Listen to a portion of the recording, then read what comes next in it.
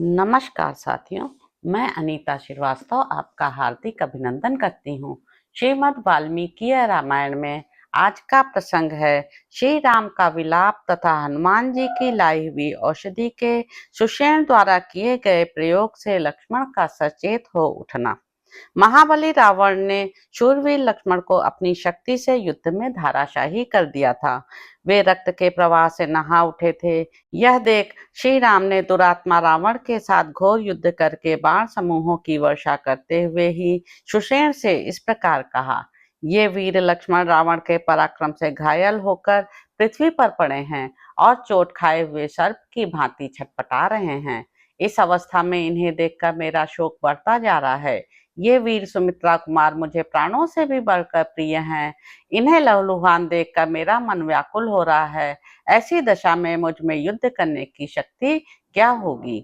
ये मेरे शुभ लक्षण भाई जो सदा युद्ध का हौसला रखते थे, यदि मर गए तो मुझे इन प्राणों के रखने और सुख भोगने से क्या प्रयोजन है? इस समय मेरा पराक्रम लज्जित सा हो रहा है। हाथ से धनुष खसकता सा जा रहा है। मेरे सायक शिथिल हो रहे हैं और नेत्रों में आंसू भर आए हैं। जैसे स्वप्न में मनुष्यों के शरीर शिथिल हो जाते हैं, वही दशा मेरे इन अंगों की है। मेरी तीव्र चिंता बढ़ती जा रही है और दुरात्मा रावण के द्वारा घायल होकर मार्मिक आघात से अत्यंत पीड़ित एवं दुखातुर हुए भाई लक्ष्मण को कराहते देख मुझे मर जाने की इच्छा हो रही है। श्री रघुनाथ जी बाहर विचरने वाले प्राणों के समान प्रिय भाई लक्ष्मण को इस अवस्था में देख महान दुख से व्याकुल हो गए, चिंता और शोक में डूब गए। उनके मन में बड़ा विषाद हुआ, इंद्रियों में व्याकुलता छा गई और वे रणभूमि की धूल में घायल होकर पड़े हुए भाई लक्ष्मण की ओर देखकर विलाप करने लगे। शूरवीर, अब संग्राम में विजय भी मिल जाए तो मुझे प्रसन्नता नहीं होगी। अंधे के सामने चंद्रमा अपनी चांदनी बिखेर दे तो भी उसके मन में कौन सा आह्लाद पैदा कर सकेंगे। अब इस युद्ध में अथवा प्राणों की रक्षा से मुझे क्या प्रयोजन है? अब लड़ने भिड़ने की कोई आवश्यकता नहीं है। जब संग्राम के मुहाने पर मारे जाकर लक्ष्मण ही सदा के लिए सो गए, तब युद्ध जीतने से क्या लाभ है? वन में आते समय जैसे महातेजस्वी लक्ष्मण मेरे पीछे पीछे चले आए थे, उसी तरह यमलोक में जाते समय मैं भी इनके पीछे पीछे जाऊंगा। हाय, जो सदा मुझ में अनुराग रखने वाले मेरे प्रिय बंधुजन थे, छल से युद्ध करने वाले निशाचरों ने आज उनकी यह दशा कर दी। प्रत्येक देश में स्त्रियां मिल सकती हैं, देश देश में जाति भाई उपलब्ध हो सकते हैं, परंतु ऐसा कोई देश मुझे नहीं दिखाई देता जहां सहोदर भाई मिल सके। दुर्धर्ष वीर लक्ष्मण के बिना मैं राज्य लेकर क्या करूंगा? पुत्र वत्सला माता सुमित्रा से किस तरह बात कर सकूंगा? माता सुमित्रा के दिए हुए उल्हानों को कैसे सह सकूंगा? माता कौशल्या और कैकेयी को क्या जवाब दूंगा? भरत और महाबली शत्रुघ्न जब पूछेंगे कि आप लक्ष्मण के साथ वन में गए थे, फिर उनके बिना ही कैसे लौट आए, तो उन्हें मैं क्या उत्तर दूंगा? अतः मेरे लिए यहीं मर जाना अच्छा है। भाई बंधुओं में जाकर उनकी कही हुई खोटी खरी बातें सुनना अच्छा नहीं। मैंने पूर्व जन्म में कौन सा अपराध किया था जिसके कारण मेरे सामने खड़ा हुआ मेरा धर्मात्मा भाई मारा गया? हा भाई नरशेष लक्ष्मण, हा प्रभावशाली शूर प्रवर, तुम मुझे छोड़कर अकेले क्यों परलोक में जा रहे हो? भैया, मैं तुम्हारे बिना रो रहा हूँ, तुम मुझसे बोलते क्यों नहीं हो? प्रिय बंधु, उठो, आंखें खोल कर देखो। क्यों सो रहे हो? मैं बहुत दुखी हूँ, मुझ पर दृष्टिपात करो। महाबाहो, पर्वतों और वनों में जब मैं शोक से पीड़ित हो, प्रमत्त एवं विषादग्रस्त हो जाता था, तब तुम ही मुझे धैर्य बंधाते थे। इस तरह विलाप करते हुए भगवान श्री राम की सारी इंद्रियां शोक से व्याकुल हो उठी थीं। उस समय सुषेण ने उन्हें आश्वासन देते हुए यह उत्तम बात कही। पुरुष से व्याकुलता उत्पन्न करने वाली इस चिंता युक्त बुद्धि का परित्याग कर दीजिए, क्योंकि युद्ध के मुहाने पर की हुई चिंता बाणों के समान होती है और केवल शोक को जन्म देती है। आपके भाई शोभावर्धक लक्ष्मण मरे नहीं हैं। देखिए, इनके मुख की आकृति अभी बिगड़ी नहीं है और न इनके चेहरे पर कालापन ही आया है। इनका मुख प्रसन्न एवं कांतिमान दिखाई दे रहा है। इनके हाथों की हथेलियां कमल जैसी कोमल हैं, आंखें भी बहुत साफ हैं। प्रजानाथ, मरे हुए प्राणियों का ऐसा रूप नहीं देखा जाता। शत्रुओं का दमन करने वाले वीर, आप विषाद न करें, इनके शरीर में प्राण हैं। वीर, ये सो गए हैं, इनका शरीर शिथिल होकर भूतल पर पड़ा है, सांस चल रही है और हृदय बारंबार कंपित हो रहा है, उसकी गति बंद नहीं हुई है। यह लक्षण इनके जीवित होने की सूचना दे रहा है। श्री रामचंद्र जी से ऐसा कहकर परम बुद्धिमान सुषेण ने पास ही खड़े हुए महाकपि हनुमान जी से कहा, सौम्य, तुम शीघ्र ही यहाँ से महोदय पर्वत पर, जिसका पता जामवान तुम्हें पहले बता चुके हैं, जाओ और उसके दक्षिण शिखर पर उगी हुई विशल्यकर्णी, सावर्णकर्णी, संजीवकर्णी तथा संधानी नाम से प्रसिद्ध औषधियों को यहाँ ले आओ। वीर, उन्हीं से वीरवर लक्ष्मण के जीवन की रक्षा होगी।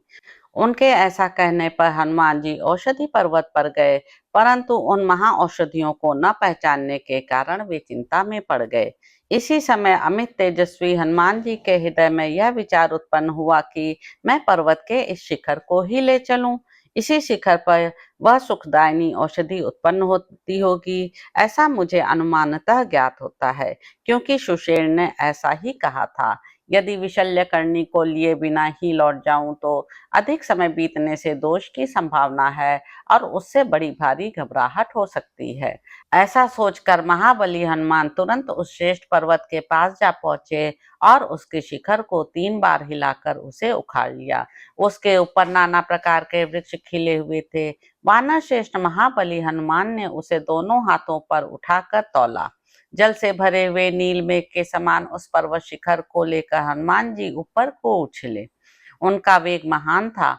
उस शिखर को सुषेण के पास पहुंचाकर उन्होंने पृथ्वी पर रख दिया और थोड़ी देर विश्राम करके हनुमान जी ने सुषेण से इस प्रकार कहा, कपिश्रेष्ठ, मैं उन औषधियों को पहचानता नहीं हूँ, इसलिए उस पर्वत का सारा शिखर ही लेता आया हूँ। ऐसा कहते हुए हनुमान जी की भूरी भूरी प्रशंसा करके वानर श्रेष्ठ सुषेण ने उन औषधियों को उखाड़ लिया। हनुमान जी का वह कर्म देवताओं के लिए भी अत्यंत दुष्कर था। उसे देखकर समस्त वानर यूथपति बड़े विस्मित हुए। महातेजस्वी कपिश्रेष्ठ सुषेण ने उस औषधि को कूट पीस कर लक्ष्मण जी की नाक में दे दिया। शत्रु का संहार करने वाले लक्ष्मण के सारे शरीर में बाण धसे हुए थे। उस अवस्था में उस औषधि को सूंघते ही उनके शरीर से बाण निकल गए और वे निरोग हो शीघ्र ही भूतल से उठकर खड़े हो गए। लक्ष्मण को भूतल से उठकर खड़ा हुआ देख वे वानर अत्यंत प्रसन्न हो साधु साधु कहकर उनकी भूरी भूरी प्रशंसा करने लगे।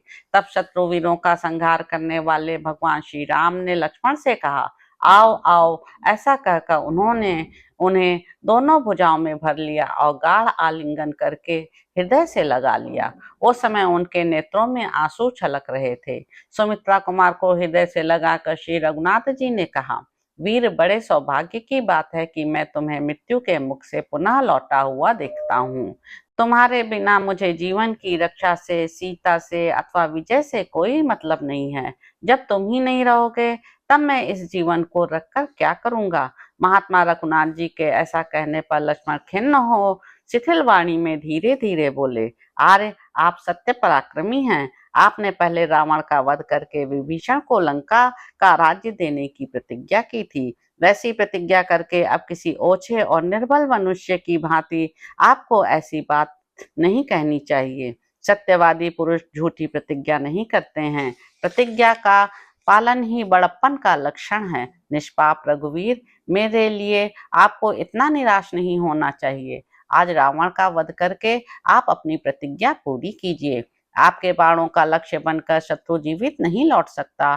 ठीक उसी तरह जैसे गरजते हुए तीखी दाढ़ वाले सिंह के सामने आकर महान गजराज जीवित नहीं रह सकता। ये सूर्यदेव अपने दिन भर का भ्रमण कार्य पूरा करके अस्ताचल को नहीं चले जाते, तब तक ही जितना शीघ्र संभव हो सके मैं उस दुरात्मा रावण का वध देखना चाहता हूँ। आर्य वीरवर, यदि आप युद्ध में रावण का वध करना चाहते हैं, यदि आपके मन में अपनी प्रतिज्ञा को पूरी करने की इच्छा है तथा आप राजकुमारी सीता को पाने की अभिलाषा रखते हैं, तो आज शीघ्र ही रावण को मारकर मेरी प्रार्थना सफल करें। तो इस प्रकार साथियों, युद्ध कांड में निहित 101वां सर्ग यहाँ पर समाप्त होता है। इसके अगले अंक में आप जानेंगे कि इंद्र के भेजे हुए रथ पर बैठकर श्री राम का रावण के साथ युद्ध करना। तो अब आपसे अगले अंक में मुलाकात होगी। मेरे YouTube चैनल संवाद विद अनीता को लाइक करें, शेयर करें, सब्सक्राइब करें। धन्यवाद साथियों।